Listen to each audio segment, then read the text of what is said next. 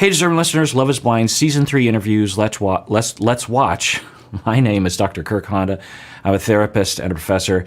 Keep in mind, since this is a psychology YouTube channel, that anything we get into could contain triggering material. I usually try to identify triggers and warn people of that, but sometimes it's just hard to know what will trigger people. So talk with your therapist before watching things that might trigger you. Let's watch.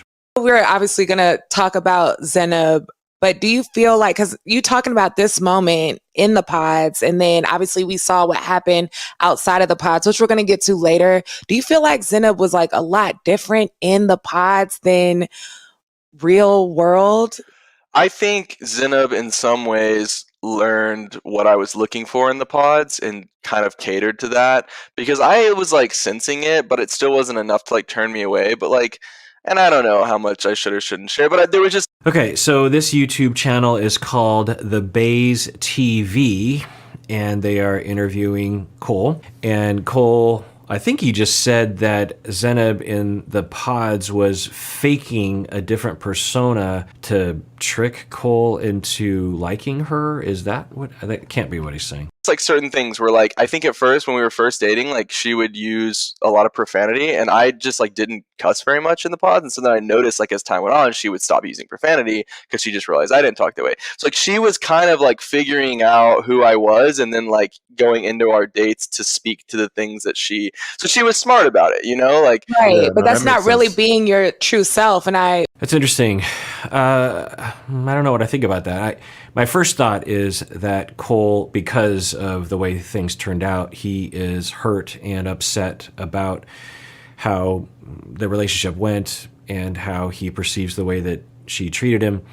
And because of those negative feelings is looking at her through a negative lens and is choosing to, because Zenab, I'm guessing if she were here, she would defend herself and say like, I didn't do that. Maybe I swore more in one pod meeting and more than another, but I wasn't changing who I was. So who knows? So that's possible that he's just looking at it negatively. However, if we take this for at least somewhat in the direction of a truth that we would see if we were an outside observer and saw all the different interactions that they had in the pods and maybe other interactions that Zenab had with other people, it would potentially fit with one potential hypothesis and conceptualization of Zenab as the data was presented on the show, in that for people with preoccupied attachment, which I have no idea about Zenab, but for people who, due to relational traumas, have suspicions and maybe even mild paranoias about what is going on inside someone else's head, and they're very concerned about closeness and the loss of relationships,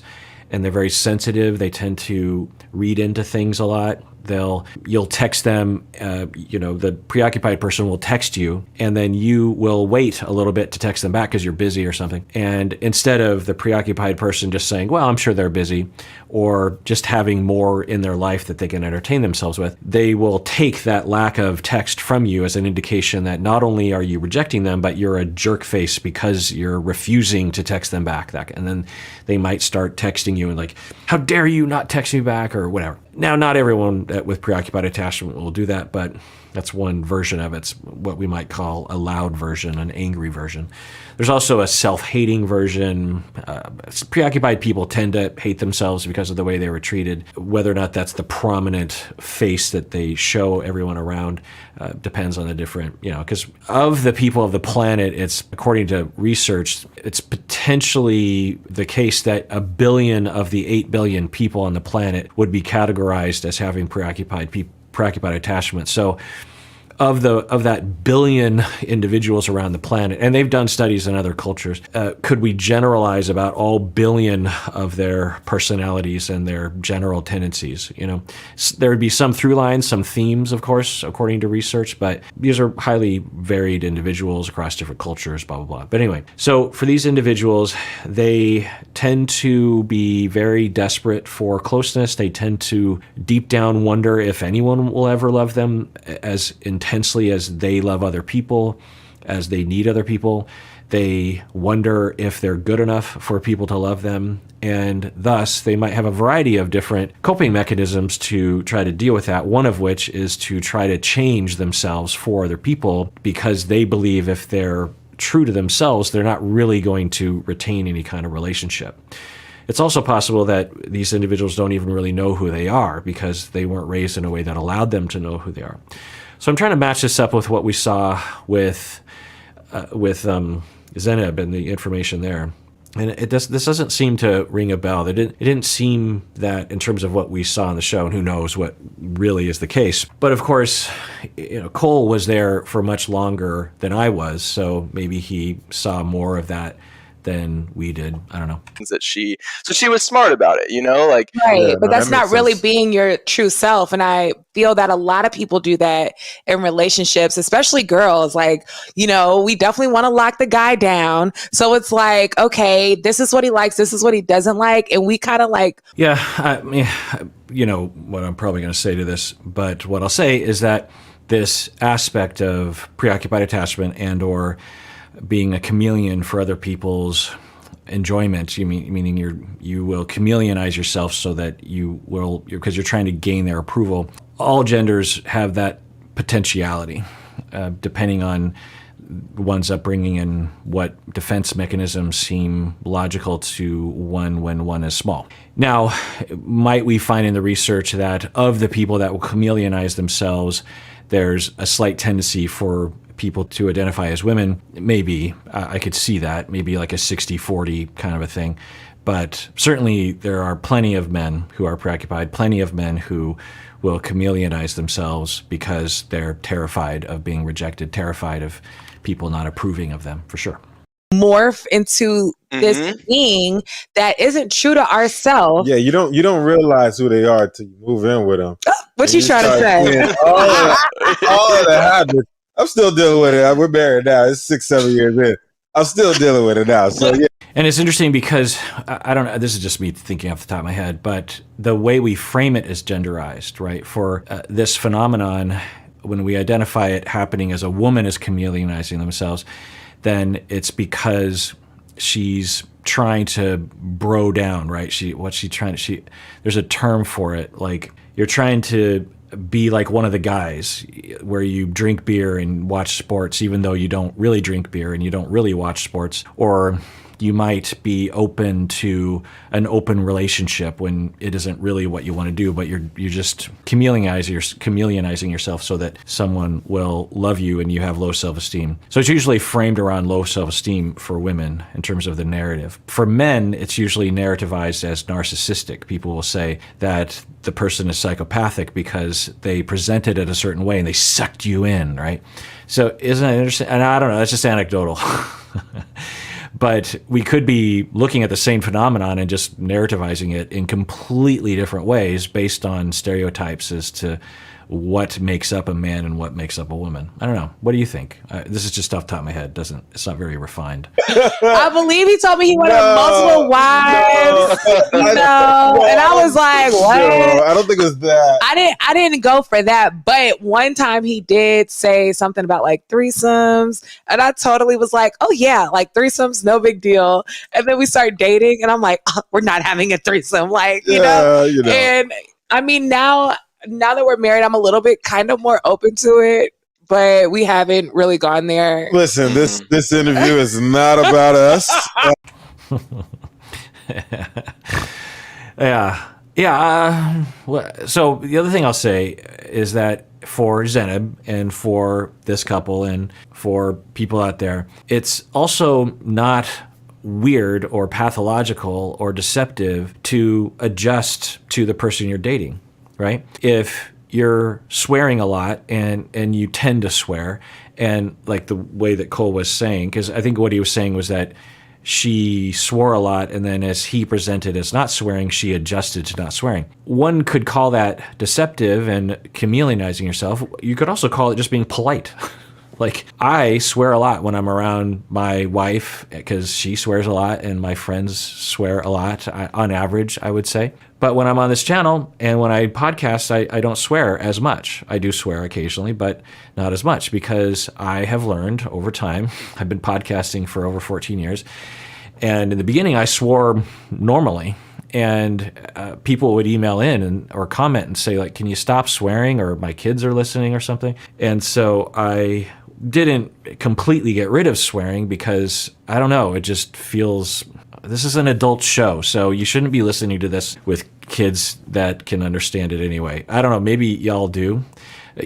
I'll get someone, I love it when people will DM me or send me pictures of like what their environment is when they're watching the show, because, you know, right now you're watching me in some room or there's some situation, and I never knew what that would look like. And somehow I want to know that because it feels like we're together, you know, and having a conversation. And so when people send pictures, and I don't know if I've ever seen a scenario where people were taking a picture of their scenario and there was a child that was old enough to hear and understand what I was saying. There's infants. In fact, some people will have infants that will get to know me. Like, you know, I'll go, hey, to the listeners, this really cute one. There's this infant, probably, I don't know, a year old. The little kid's just like, hey, and waving at me. I mean, it was adorable. And then sometimes I wonder, I don't know if I've talked about this on the video podcast before, but sometimes I wonder if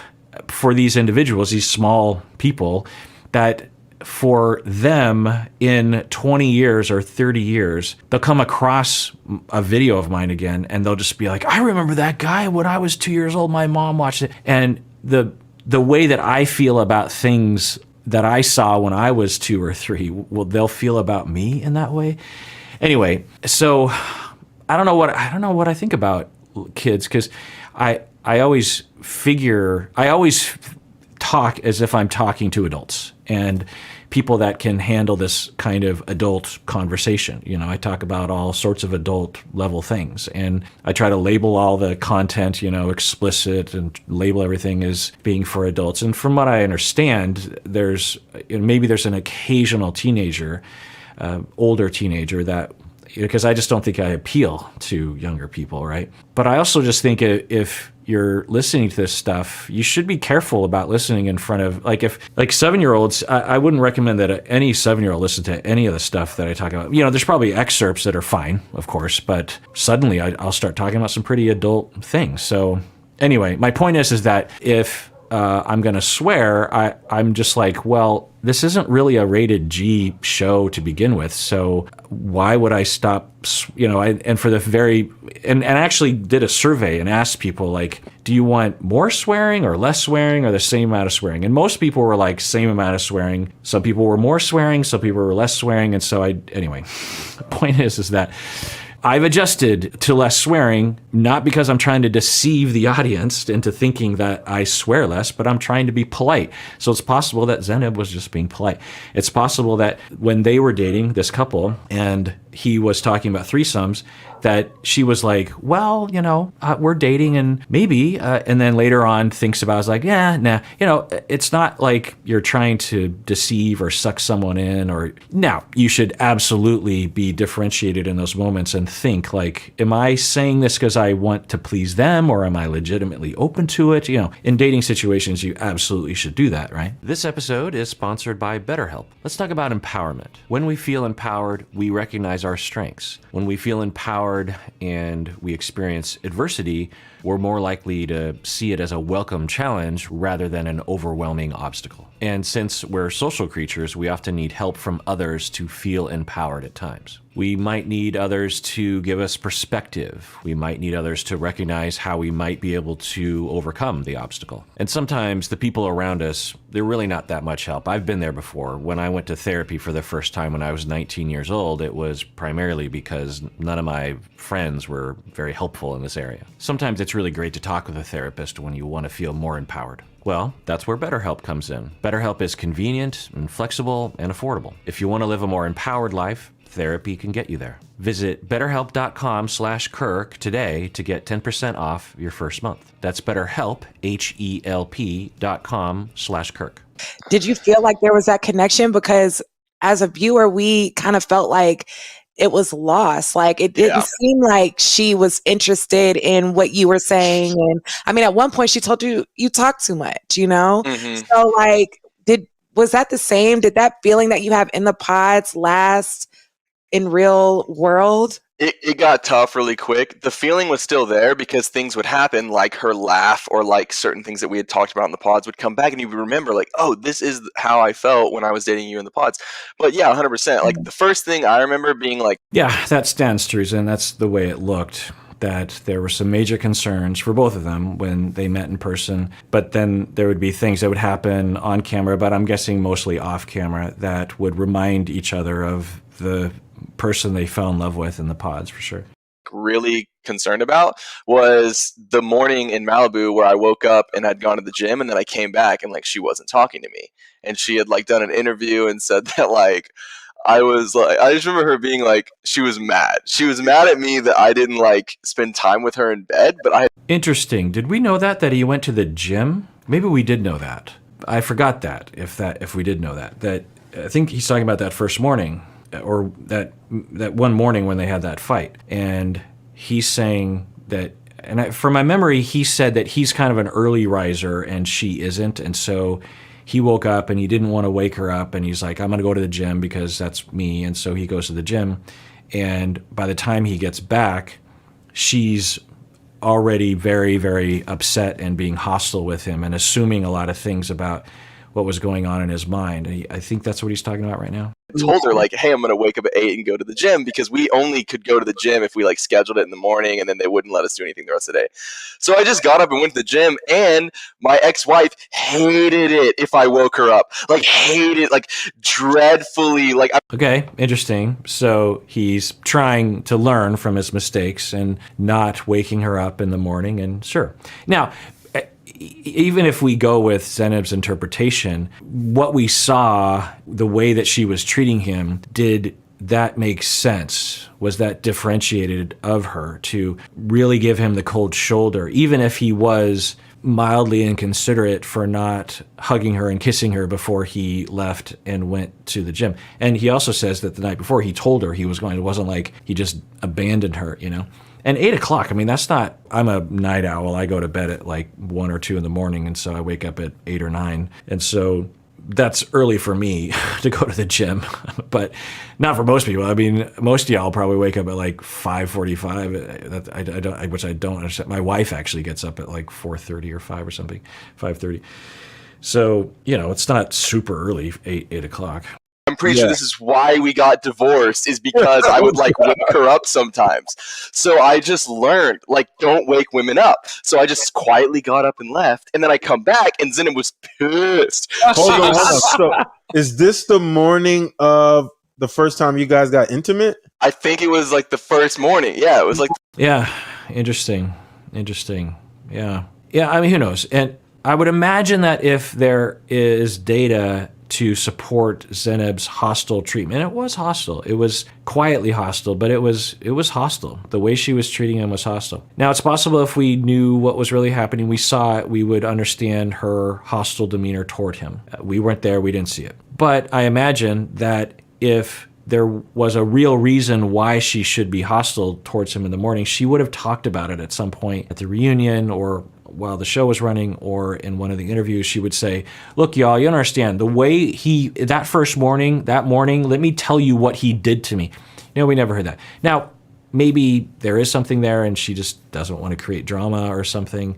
Who knows? But there's just a lot of corroborating evidence seemingly pointing at the possibility that for Zeneb, she interpreted it in the worst way possible, and that really hurt her and scared her because of the way she was interpreting it, and then her way of dealing with it, the way of her trying to communicate that. I've talked about this before, but just to remind everyone that the way it looked, and I can't know if this is true because I would have to work with Zeneb to collaboratively develop a conceptualization around this. But the way it looked was that he leaves and goes to work out, and she was hoping that, or expecting or something, that he would indicate somehow that in the morning he was still in love with her and attracted to her, because there was a lot at stake. They meet in person and they are together for the first time, and I think they've already talked about how, well, wait, had he already, I don't know if he had already mentioned that he was attracted to Colleen instead of her or something. I don't know. But at the very least, we could imagine, given everything we saw, that Zeneb had a lot of question marks. Like, well, now that he's seen me and he's been with me naked, does he still want to be with me? You know, I think most of us would be that way. I think for Zeneb, she would particularly be that way. And there's nothing wrong with that. I think she's just particularly worried, given her traumas or something, given sexism and misogyny as well, and body shaming and God knows, racism. So she had a lot of legit questions. And then she wakes up in the morning and she starts, and maybe she knows he's leaving, right? She wakes up and she's aware, it's like, oh, he's leaving. And in her mind, she has all these question marks, like, is he attracted to me? Is he disgusted with me? Does he want to be with me? Am I okay? Did we have a good enough time last night? Was I good enough in bed? Or, who knows? Just, normal questions that I think a lot of people.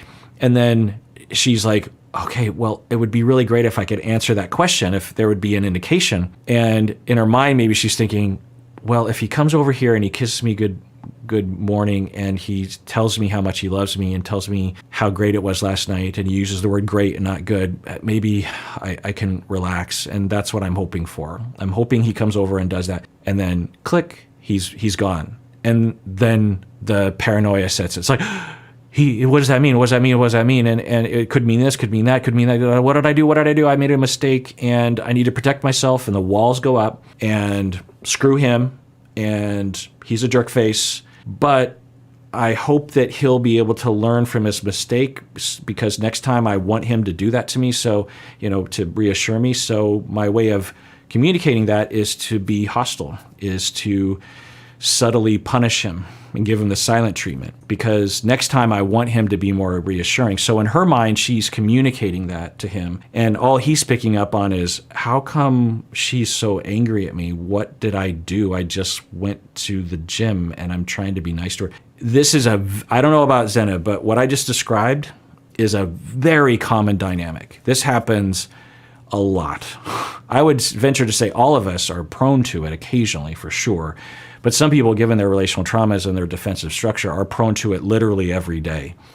It's a very, very common phenomenon that I have treated hundreds, if not thousands of times in my office. I mean, in terms of the amount of clients, I've had moments of treating it probably, in the tens of thousands. How many sessions do you think I've had over the years? I mean, I think it's something like, when you're in full-time practice, you probably have like 1,000 to 1,500 sessions a year, and I've been a therapist for 25 years. I haven't been in full-time practice the whole time.